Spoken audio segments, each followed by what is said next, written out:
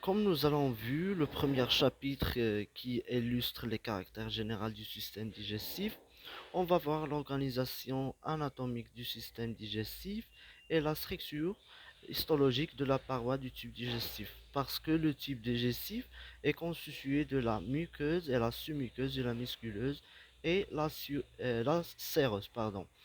Et on va voir l'énervation du tube digestif, c'est-à-dire l'énervation intrinsèque et l'énervation extrinsèque. Et on va voir le deuxième chapitre qui illustre les processus du système digestif. On va voir la première partie, c'est la bouche, le pharynx et l'œsophage. On va voir la mastication et la salivation. La salivation, on va voir les différentes glandes salivaires et la production de la salive et la fonction de la salive. Et on va voir aussi la déglutition. La déglutition.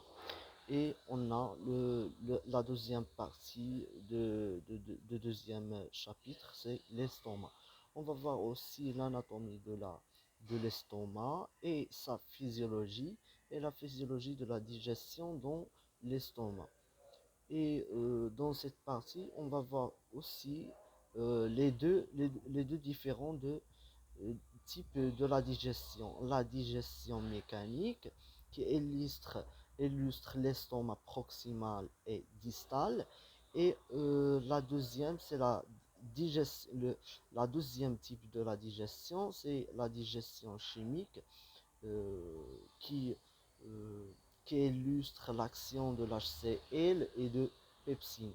Et on a la troisième partie dans le deuxième chapitre, c'est le pancréas.